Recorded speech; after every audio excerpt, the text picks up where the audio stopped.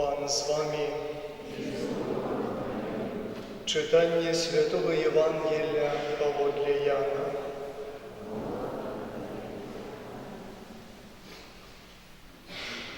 У той час многие з юдеїв, які прийшли до Марії і бачили, що вчинив Єсус, поверили в Його.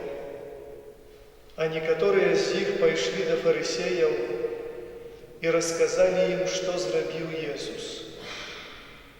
Тады першосвятары и фарисеи собрали высокую раду и сказали: «Что нам робить? Бо гэты человек робить шмат цудов. Коли покинем его так, то все поверят у его, и придут римляне и знищать место наше и народ наш». А один з них, Каяфа, який був у той год першосвятаром, сказав їм: «Ви нічого не розумієте і не думаєте, що кориснее вам, каб один чоловік помер за людей, чим каб увесь народ загинув». А сказав ён гэта не від самого себе, але будучи в той год першосвятаром, пророчив, що Єсус помре за народ, і не тільки за народ, але й за тое, каб розсеяних дітей Божих собрать у одно. З гэтага дня вирішили забити його. Тому Єсус уже більше не ходив відкрито між юдеїв, але одійшов оттуль у околиці каля пустині, у город, який називався Ефраїм, і там заставався з учнями. Наближалася юдейська Пасха, і многие з усієї країни прийшли в Єрусалим перед Пасхою, каб очиститися. Яны шукали Єсуса, і, стоячи у святині, казали один одному: «Як вам здається, хіба не прийде Ён на свято?» А першосвятари і фарисеї загадали кожному, хто доведається, де Ён, донести, каб можна було схопити Його. Гэта слово Пана.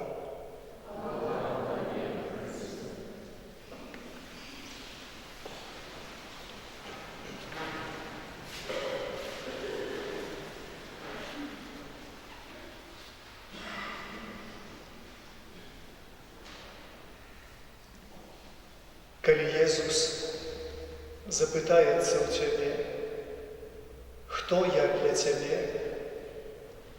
що ти йому откажеш?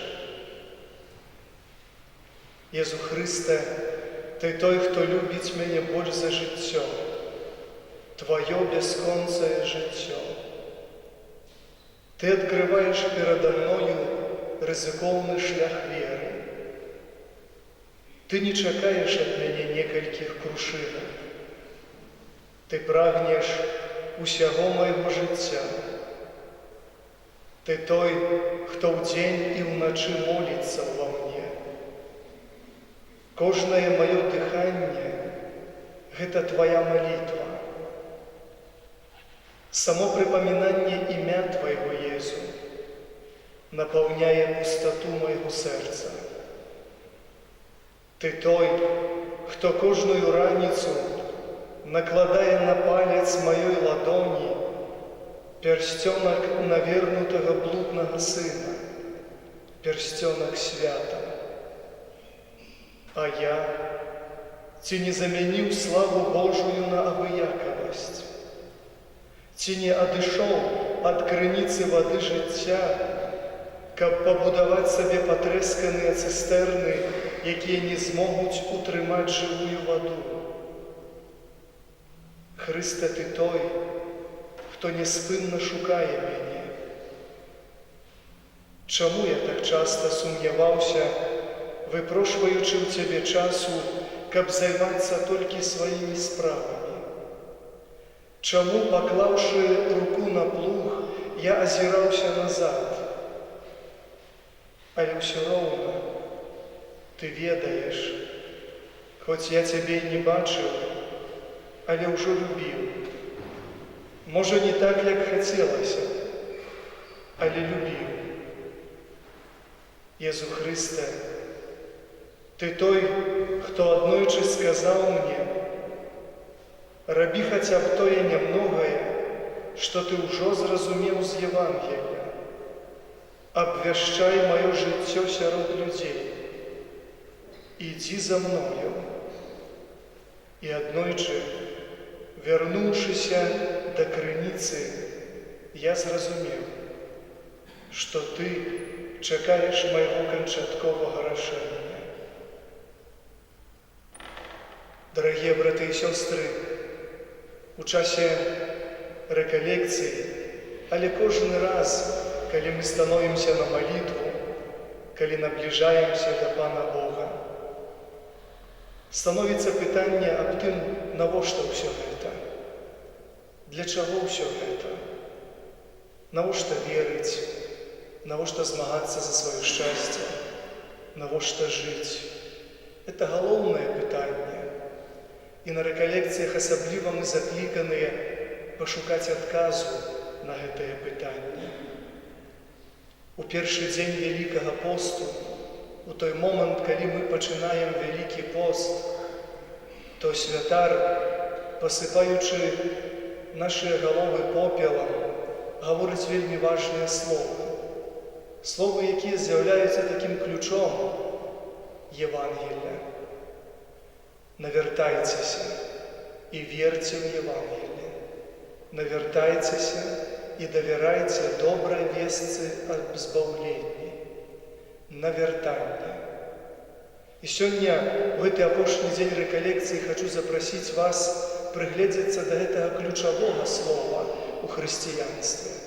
Слова навяртанне. У першы дзень, калі мы рабілі першы крок, я запрашаў вас да таго, каб яшчэ раз нанова адкрыць Езуса ў сваім жыцці. Адкрыць Бога, дзе Ён, які Ён у маім жыцці. Потом мы зрабілі другі крок, каб у святле Божай любові убачыць сваю грэшнасць, убачыць сваю слабасць. І задаць пытанне, як гэта так? Бо з аднаго боку ёсць такі вялікі святы Бог, а з другого боку я чалавек такі слабы і грэшны. Што мне рабіць? Як мне дасягнуць гэтага спаткання са святасцю і любоўю Бога, па-сапраўднаму спаткацца? І Евангелие кажа нам, ты павінен перажыць навяртанне. Але што значыць гэтае слово? Што значыць перажыць навяртанне? І да гэтага хачу запрасіць сёння. Само слово навяртанне на арыгінальнай грэчаскай мове, на якой было напісана Евангелие, яно гучыць як метаноія. Калі б мы даслоўна перакладалі гэтае слово, то яно азначала выйсці па-за межы, выйсці па-за нейкія рамкі, выйсці па-за нейкія граніцы. Навяртанне – это значыць выйсці па-за тое, дзе ты жыў дагэтуль. Пераўзыдзі сябе, пераўзыдзі той уклад думак, прызвычаенняў, у якім ты чалавек жыў дагэтуль. Навяртанне. І гэтае навяртанне можна перажываць з двух перспектыў. Ёсць такія дзве магчымасці, як нам перажываць сустрэчу з Богам. Як ведаеце, у Езуса было 12 вучняў. І ёсць такія два вучні, два апосталы, якія з'яўляюцца такім прыкладам, адзін пазітыўным, другі негатыўным, як можа чалавек перажываць сваю слабасць, свядомасць сваёй грэшнасці, сустрэўшыся з веліччу і святасцю Бога. Адзін з іх, гэта быў, думаю, добра ведаеце хто? Той, хто зламаўся, той, хто здрадзіў. той, хто закончив життя самогубством. Як його звали? Ведаєте? Апостол Юда Іскаріот. І був той другий чоловік, який вельми добре розумів свою слабость. Бо ключовий момент, коли треба було виказатися за Єсуса або супроть, то він здрадив його. Що це був за апостол? Петр, добре ведаєте. Чим вони відрізнювалися? Ці два апостоли, їх способи поводжень з Єсусом, вони вельми добре ілюструють те, яку життєву позицію ми можемо зайняти відносно своєї віри, відносно Бога, якого відкриваємо у своєму житті.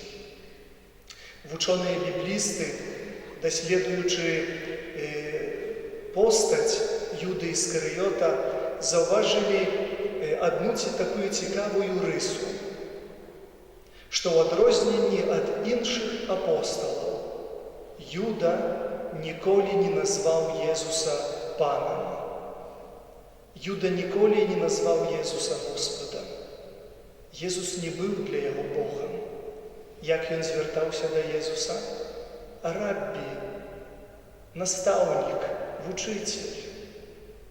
Для Юди Іскаріота Єсус був мудрецом, Єсус був неким наставником, Єсус був неким учителем. Але так і не став для його Паном, так і не став для його Господом.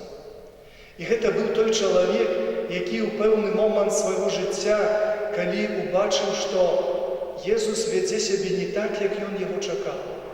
Єсус не оправдав його чекання, бо він чекав, що Єсус зараз установить Божє володарство на землі, політичне володарство. А Єсус усе робить для того, щоб його забили.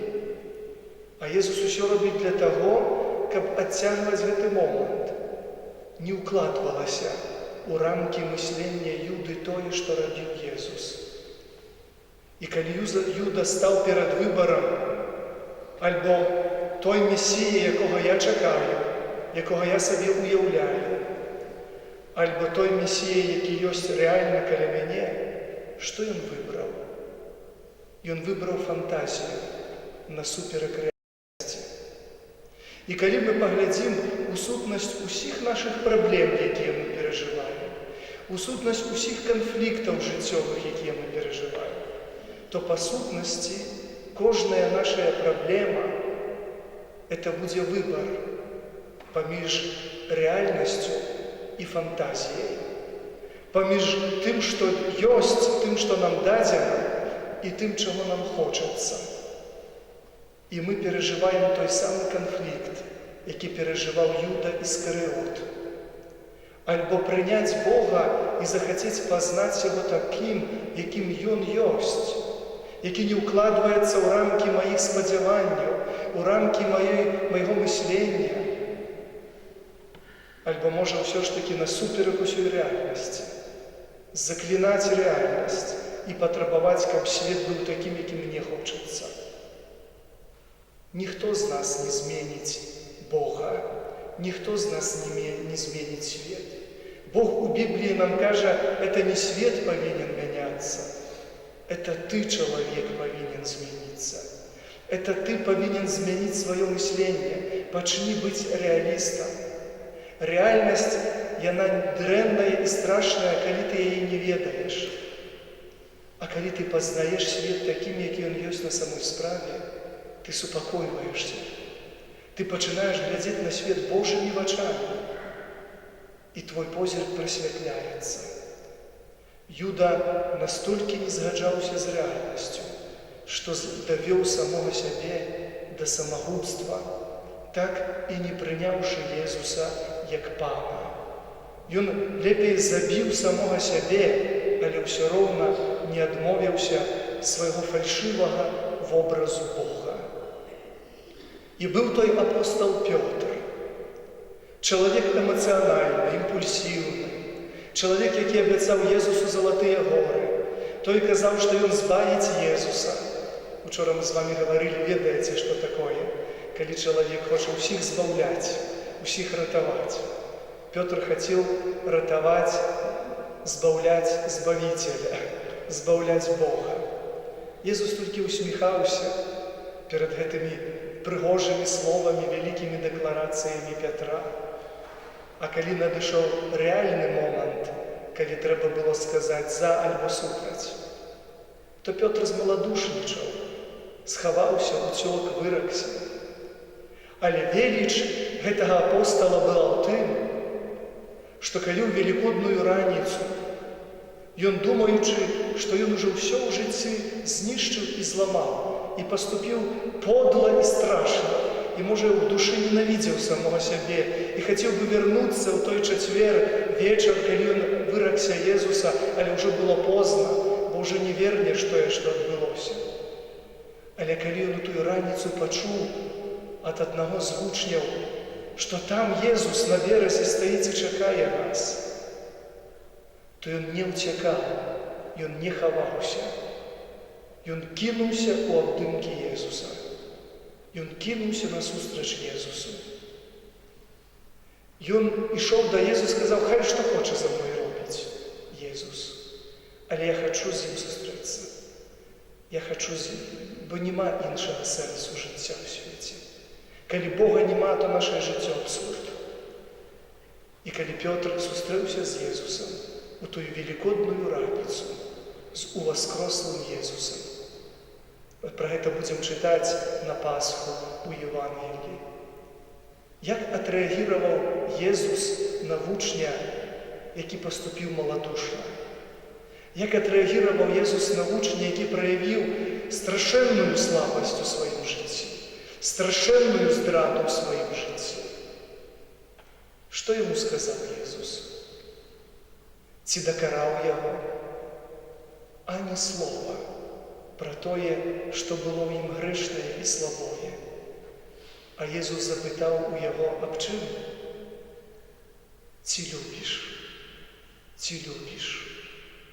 Многія святыя паўтаралі, дарагія браты і сёстры, што суд Божы, праз які кожнаму чалавеку трэба будзе прайсці і праз які ўсе праходзяць.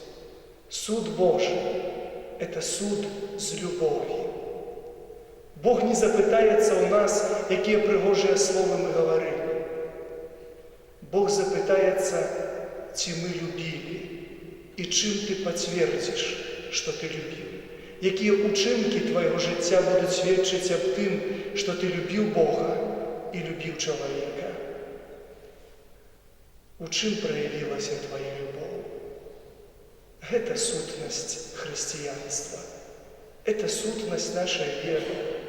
Для гэтага ён пайшоў на крыж, бо любіць. І кажа: калі хочаш быць маім вучнем, то сваімі учынкамі, сваім жыццём пакажы, што ты любіш Бога. Калі любіш Бога, будзеш любіць чалавека. Бо той чалавек, якого табе хочацца ўкалоць і пакрыўдзіць, это той чалавек, за якога Езус паміраў на крыжы. Нема такога чалавека, за якога ён не памёр бы на крыжы. Нема такога чалавека, якога Бог не любіў бы. Кажа ў Святым Пісанні, што калі родная маці вырачыцца цябе, то я Бог, а не чалавек. Я ніколі не адракуся ад свайго дзіцяці. Кожны чалавек – это Божае дзіця. І, дарагія браты і сёстры, хачу звярнуць вашу ўвагу на тое, што калі хтосьці не ведае Бога, калі хтосьці ўцякае ад Пана Бога, то падсвядома мы ўсе разумеем, што мы слабыя. Нам заўсёды трэба на чымсьці ў жыцці апірацца. І людзі пачынаюць акружаць сябе такімі замяніцелямі Бога. І на заканчэнне рэкалекцыі ў гэты апошні дзень хочу запрасіць вас прыгледзецца да такіх трох замяняльнікаў Бога, такія тры ідалы, якія ў нашым жыцці могуць паявіцца. Першае з іх – гэта нашыя чаканні, это нашыя спадзяванні. Это тое, пра што я ўжо гаварыў, калі прыводзіў прыклад Юды Іскарыота. Чалавек, які чагосьці чакаў ад Езуса, а Езус не робіць так, як ён чакае. Кожны з нас носіць у сабе такое капрызнае дзіця ў душы. такого эгоїста, який потребує від Бога, каб було так, як я хочу. Потребує від інших людей, каб було так, як я хочу. І самое страшное, коли чоловік починає мучити самого себе, так, як я хочу. Коли чоловік придумує собі некую картинку і під її пробує подогнати усю реальність. Коли тероризує всю сім'ю, бо вона повинна бути така, як я хочу. Коли такий батько або мати тероризує своїх дітей, бо вона придумала, ким він, ким вона, син чи дочка повинні бути. Чоловік, який нічого не хоче чути і нічого не хоче бачити, а хоче, щоб усі були такими, як йому цієї хочеться. Наші чекання, наші сподівання – це великий дар Божий, але це дар, який може перетворитися у страшне прокляття. Хочу запросити вас в цей день реколекції, порозважайте над своїми чеканнями відносно самого себе, відносно людей, які окружають, і відносно Пана Бога. Коли хочете перевірити, ці ваші чекання, вони добрі, ці дренні, поглядіть, коли б це чекання у тебе забрати, яка була б твоя реакція? Ці ідоли, про які я вже починаю вам говорити, щоб перевірити, от ці нечто добре, ці дренне у твоїм житті, вельми просто це перевіряється. Коли нечто у тебе ту цяцьку забрати, і у тебе буде вибух агресії, якую, може, ти знешне не покажеш, але внутрі роздуєшся, це значить, що це деструктивне нечто сидить у тебе. Це значить, що некая неупорядкованность сидить у тебе. Коли забрати у тебе цяцьку, і ти вибухаєш агресією, і чим більше агресія, тим більше твоя залежність от цієї цяцьки вельми небезпечної, від цієї підпори вельми небезпечної, від цього чекання вельми небезпечного і вельми затручуючого твоє життя. Другое, на что хочу звернуть увагу, это наши страхи. Чем меньше Бог у твоем житті, тем большие страхи у твоем житті. Коли ви зустрінете некого чоловіка, який скаже вам, що я атеїст, або мені Бог не потрібен, я і сам недренно справляюся, то перед вами самый великий обманщик. Нема чоловіка, який вирекся б Бога і нічого не боявся. Це люди, які роблять вигляд. У глибині душі кожен чоловік розуміє, підсвідомо кожен відає, що він малий і слабий, і що він сам не справиться з усіми викликами цього світу. На війні нема атеїстів. Перед обличчям смерті нема безбожників. Усім становляться віруючими. Коли чоловік усвідомляє свою велику слабость, він розуміє, що він нічого не зможе, коли йому на допомогу не прийде велика сила. У житті святої Фаустини Ковальської, думаю, відаєте таку святую, про яку Єсус нам напомнив про свою велику милосердність. У її житті був такий випадок. Відаєте про те, що вона мала такі містичні візії, містичні споткання з Єсусом. І при одним з таких споткань Єсус задав їй таке дивне питання. Сказав святой Фаустині: «А сьогодні подари мені тое, що твоє». «Подари мені тое, що твоє», каже Єсус на Фаустині. І вона каже: «Конечно, пане Єсу, ахвярую тобі усі мої найпригожейші молитви і всі найлепші учинки сьогоднішнього дня». А Єсус каже: «Але це моє у тобі, а ти мені віддай своє, віддай мені тое, що твоє». Святая Фаустина каже: «Єсу Христе, ахвярую тобі усі мої терпіння, усі мої крижі, ахвярую тобі ті мої здольності, які я маю. І все добре, що є у моїм житті, і все добре, що вона не називала». Єсус увесь час повторяв їй одно і те ж. але гэта маё ў табе, а ты аддай мне сваё. І ўрэшце Фаўстына, калі назвала ўжо ўсё добрае, што ёсць у яе жыцці, уже не ведала, што гаварыць, схіліла голову і кажа: «Пане Езу, ахвярую табе маю грэшнасць і нікчэмнасць». І тады Езус усміхнуўся, як апісвае ў сваім дзённіку Фаўстына, кажа: «Вось цяпер ты мне ахвяравала тое, што тваё». Дарагія браты і сёстры, мы любім выхваляцца перад Богам на малітве. Мы любім гаварыць з Богам пра тое, што добрае. Але ёсць многа людзей, якія за 15 замкамі хаваюць ад Бога тое, што ў іх жыцці сарамлівае, слабое і грэшнае. А Богу не цікава тое, што добрае, бо яно і так добрае. І Ён радуецца, што ёсць у нашым жыцці нешта добрае і здаровае. Але сэрца Божае баліць і перажывае за тое, што слабое, грэшнае, смерцяноснае у нашым жыцці. Тая атрута, якая ў нас сядзіць грэшная, якая паціху пачынае нас забіваць, а мы нават пра гэта не ведаем, але Ён, Бог, усё ведае. І Ён кажа: «Дазволь мне вылечыць цябе. Адкрый перада мною сваю рану, адкрый перада мною сваю слабасць, адкрый перада мною свой боль, і я вылечу, і я аздараўлю, бо я Бог, я ўсё ведаю, я ведаю, як лячыць, чым лячыць і што лячыць. Толькі дазволь, толькі адчыні мне дзверы». А людзі баяцца.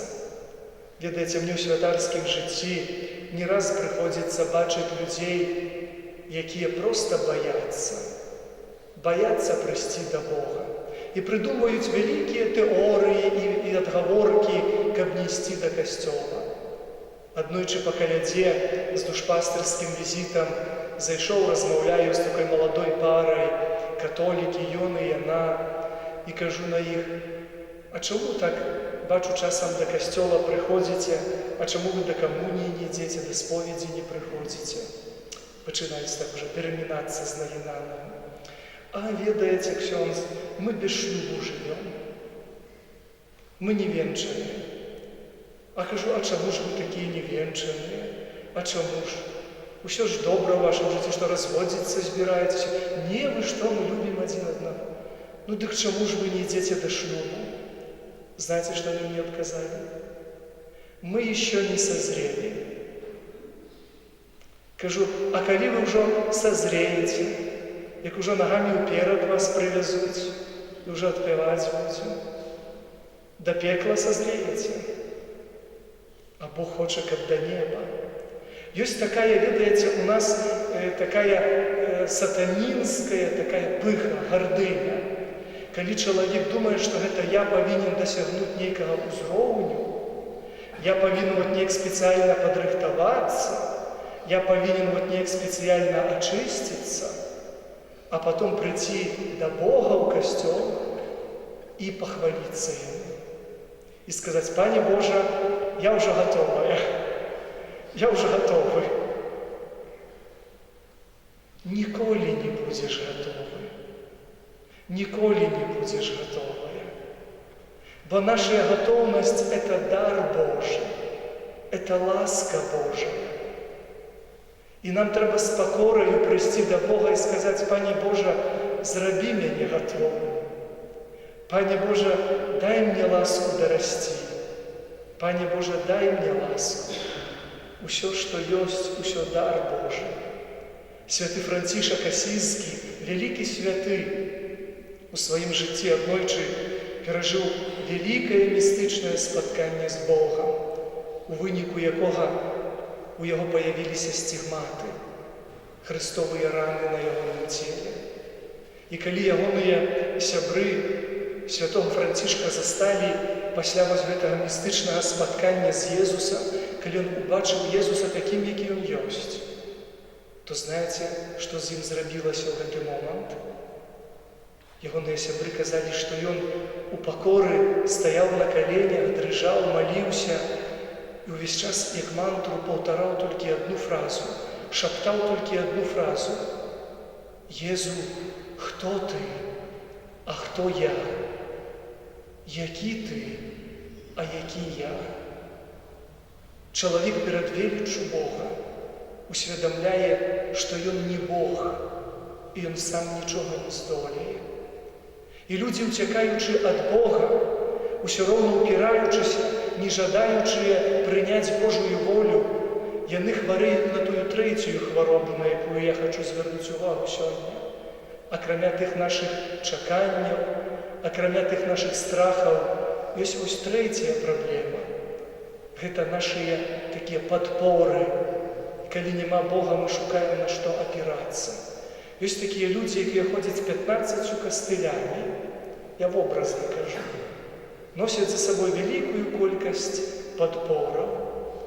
І вельмі важна нам разумець, што чым меншы Бог у нашым жыцці, тым большыя падпоры. І чалавеку страшна, бо ён бачыць, як гэтыя падпоры з часам распадаюцца, развальваюцца, нехта выбівае. Найгоршае, калі чалавек пачынае маліцца да Бога і прасіць, каб Бог даў яму нейкую ласку, а адначасова дрыжыць і баіцца: а што, калі Бог у мяне зараз возьме і забярэ вось гэтае нешта, на чым я цяпер апіраюся?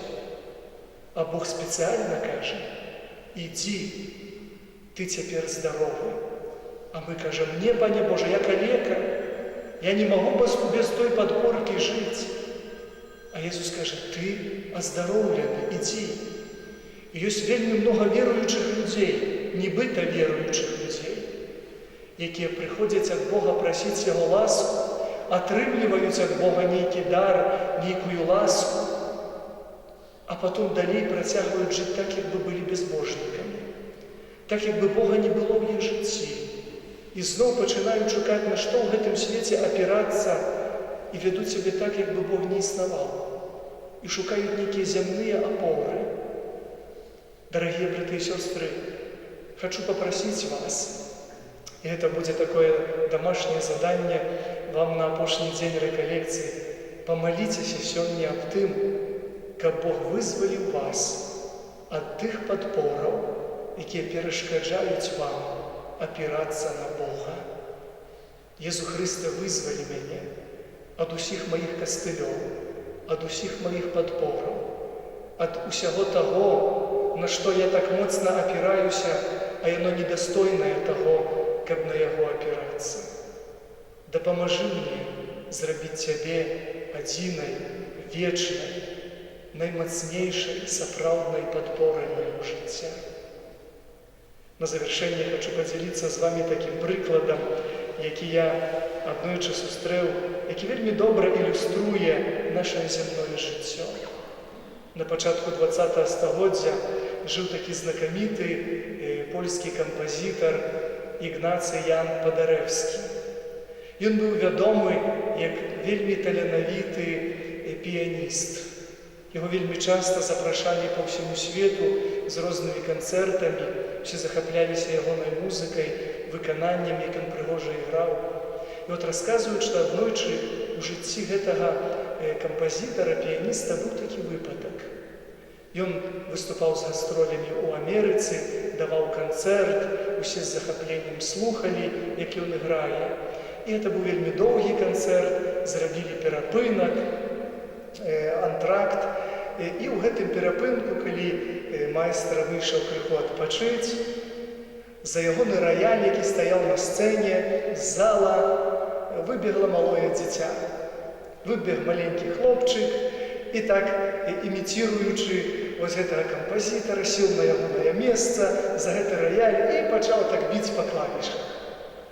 Зал зашумел адразу, некаторыя людзі пачалі абурацца, што гэта за дзіця такое некае невыхаванае, што это за бацькі такія, што не могуць утрымаць гэтае дзіця. Яно зараз расстроіць інструмент такі знакамітага кампазітара. І ў гэты момант, калі быў такі шум, такое незадавальненне, не ведалі, як себя весці, бацькі разгубіліся ў гэты момант гэтага дзіцяці, ці бегчы яго там назад выцягваць са сцэны гэтага дзіцяці, што рабіць? Расказваюць, што ў гэты момант на сцэну выйшаў сам гэты кампазітар. Ён, падышоўшы да гэтага дзіцяці, стаў у яго за спіною. Дзіця сядзела за раялем, а гэты піяніст стаў у яго за спіною. І хлопчык, калі ўбачыў, што за ім стаіць ужо гэты кампазітар, спачатку так разгубіўся, а той, схіліўшыся на вуха, яму ціхонька прашаптаў: «Іграй далей, іграй, як умееш». І гэтае дзіця з яшчэ большым энтузіязмам сваімі маленькімі пальчыкамі пачало біць па клавішах вось гэтага фартэпіяна.